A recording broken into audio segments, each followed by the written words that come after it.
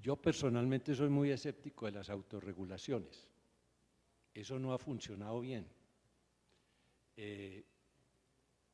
Porque ¿qué quiere decir la autorregulación? Es, en el fondo, ponerse de acuerdo para convenir qué no se informa o qué decibeles se le bajan a la información. Y en otros campos la autorregulación ha sido también muy mediocre. Cito el caso, por ejemplo, del último escándalo financiero que hemos tenido en Colombia, Interbancos. Fue una falla de la autorregulación protuberante de la Bolsa de Colombia, que no reguló a tiempo los llamados repos. Es una discusión técnica, pero lo debieron haber hecho y ahí nació todo. De verdad que creo más en los controles externos que en las autorregulaciones. No sobra, quizás, de los medios. Puede algunos principios éticos, es decir, no divulgar pues, cosas que afecten la honra de los niños y cosas de estas. Pero no soy muy escéptico que a través de la autorregulación se vaya a lograr una buena información. Le hago una pregunta. Hace 15 días fue aparentemente, presumiblemente, secuestrado un general de la República en Colombia.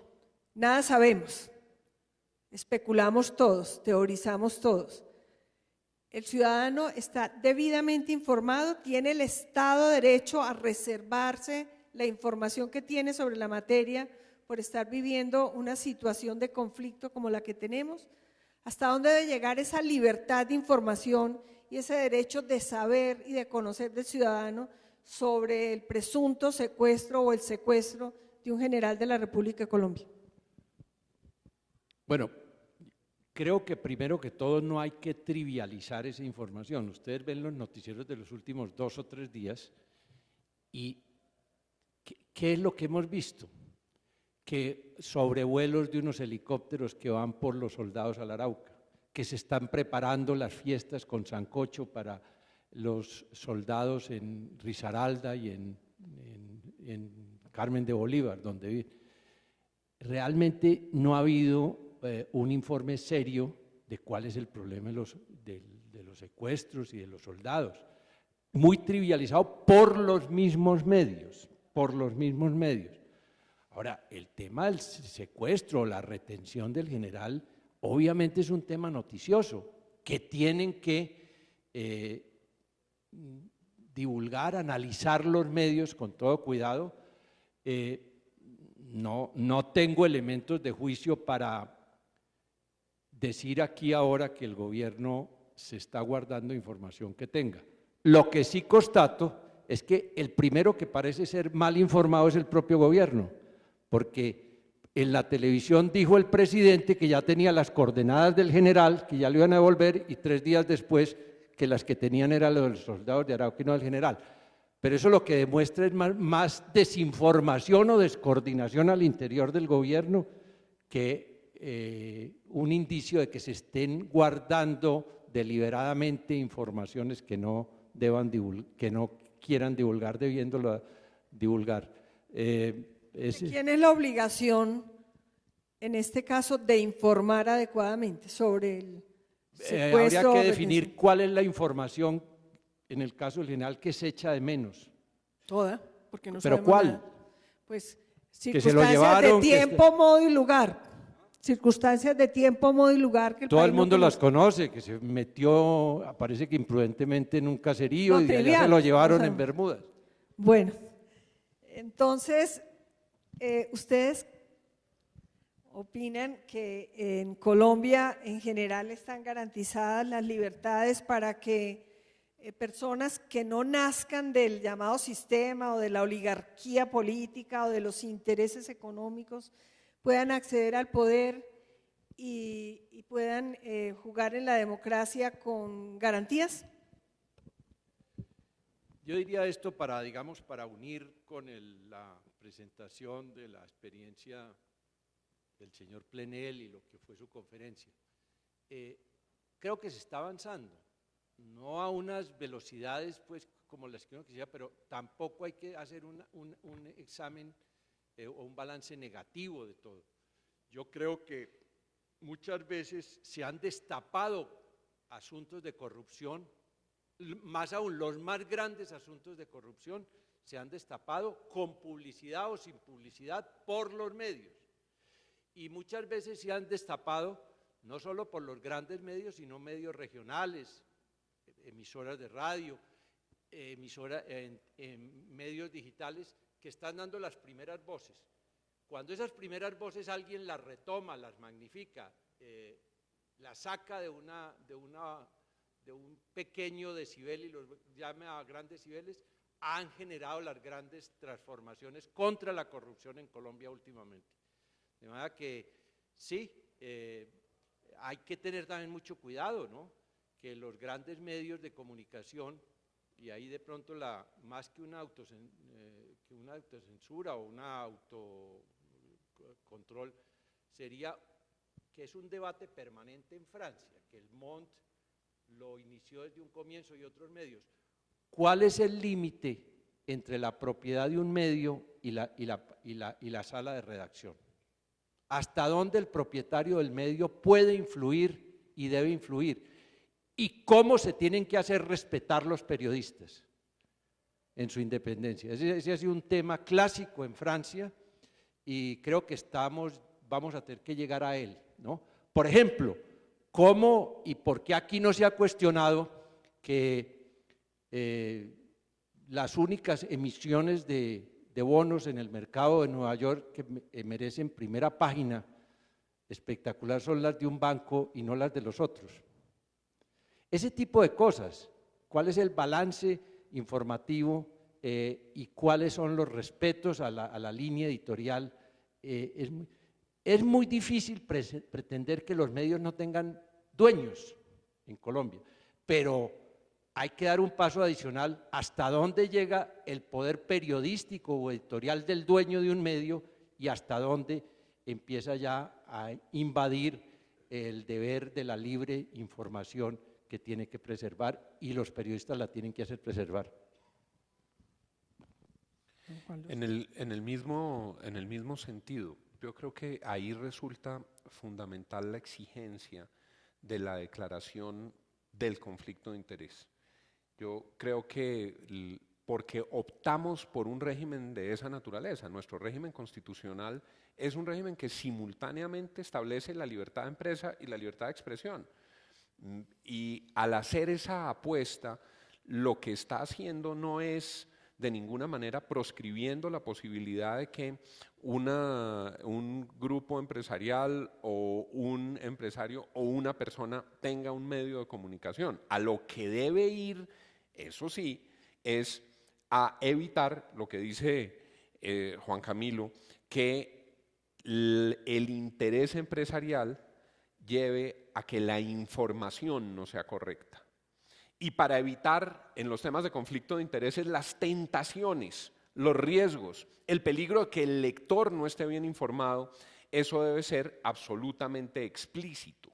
Y explícito es cuando se cubre una información sobre un tema en el que el grupo empresarial tiene interés, se debe poder dar al televidente, al radioescucha, al lector la garantía de que primero sabe que el grupo está involucrado. Dice, y eso está universalmente inventado, la información sobre este asunto interesa a los propietarios de este medio que participan en la propiedad de tal empresa. Y eso le daría tranquilidad, le daría a los ciudadanos mayores herramientas y por supuesto no permitiría que se presentaran informaciones en las que la ciudadanía esté con la guardia bajita si hay un interés especial. Tema número 1. Tema número 2. Yo creo que cuando hay imprecisiones deben entrar a operar los mecanismos que están previstos en la ley. La contraprestación de la prohibición de censura es el incremento de los umbrales de responsabilidad de los periodistas. Si se proscribe como estuvo finalmente logrado en la Constitución de 1991 la censura, lo que eso quiere decir no es que los periodistas sean irresponsables. Lo que quiere decir es que el Estado a priori no les puede decir qué publican y qué no publican, pero frente a lo que publican, sus responsabilidades aumentan. y sus responsabilidades aumentan porque es una decisión propia. ¿Y en qué terreno aumentan? En el terreno del derecho penal, en el terreno de las sanciones administrativas, en el terreno de la responsabilidad civil. A mí el Estado no me puede decir yo qué pongo y qué no pongo en mi columna, pero si a través de mi columna yo transmito una falsedad que se traduce en la quiebra o en un grave daño para una empresa, pues tengo que responder civilmente. Y finalmente, para redondear con una pregunta que tú hacías, la libertad de expresión se reconoce como un derecho fundamental, pero no como un derecho absoluto. ¿Qué quiere eso decir? El propio Pacto de San José de Costa Rica, que es la Carta Interamericana de Derechos Humanos, normas de derecho internacional y normas internas reconocen los límites que son admisibles frente a la libertad de expresión. Uno de ellos, clásico y universal, los temas de seguridad nacional y defensa nacional. Eso está contemplado en el propio Pacto de San José de Costa Rica. Si hay una información que pone en peligro el colectivo, la defensa del país, la seguridad de la nación, si hay un conflicto como pudo haber hace un tiempo con Venezuela y un periódico consigue la infografía de cómo están dispuestas las aeronaves colombianas y los tanques para defender la frontera, pues violaría el Pacto de San José de Costa Rica si publica esa información porque afectaría al país en su conjunto. Lo mismo en el terreno personal de los derechos a la intimidad, a la honra, al buen nombre. Yo no puedo publicar lo que se me ocurre si estoy transgrediendo la intimidad de una persona. Pero si es un personaje público, como lo analizaba ahora el conferencista, ese no es derecho a la intimidad, porque el personaje público tiene que estar expuesto claro, al análisis de sus actuaciones, y esa es una de las ventajas del mundo moderno. claro. Porque el caso que ponía ahora Juan Camilo del espectador, ya para terminar, pues es muy, muy hermoso lo que hizo el medio y muy trágico, es lo que se hablaba de heroísmo y tragedia, o democracia y tragedia al tiempo. Se expuso el medio, denunció y fue creo que hasta el día de hoy no ha ganado nada.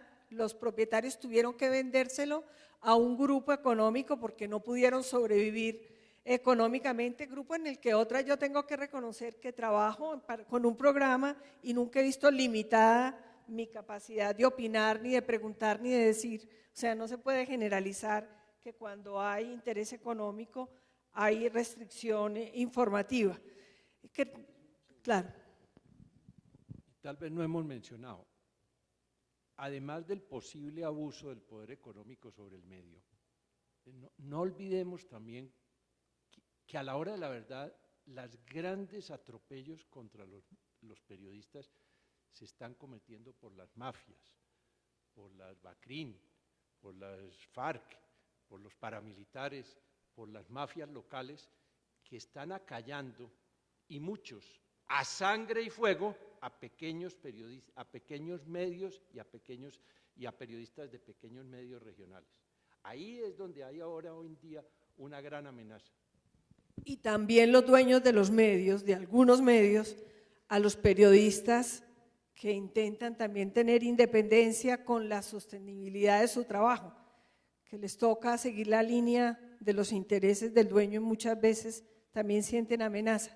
Yo creo que hay esperanza en el ciudadano, hay esperanza en la tecnología, hay esperanza en una formación ética, en el valor, en la independencia, en lo que valoremos la verdad. Y creo que es en el ciudadano que demanda, que consume no solamente bienes, que es a lo que la cultura nos ha llevado, a que el éxito es el crecimiento económico y el consumo de los bienes, sino la exigencia del consumidor, del lector, del que tiene el servicio, de la exigencia de la verdad, de la exigencia de la independencia y de la garantía de la libertad. Yo les agradezco estos dos símbolos que tiene Colombia en Juan Camilo Restrepo y en Juan Lozano, símbolos de la ética, de la libertad, de la independencia, su participación. Y yo espero que en Colombia tengamos cada día más valor para que cuando hablemos de los bonos y de los periódicos lo digamos siempre con un nombre propio, porque yo creo que parte del problema que tenemos nosotros es ese miedo razonable que tenemos a llamar las cosas por su nombre, esa opacidad, ese ser diplomáticos todos, porque sí que nos ha costado actitudes contrarias. Muchísimas gracias y muchísimas gracias al señor Plenel por el ejemplo que nos ha dado. Muchas gracias.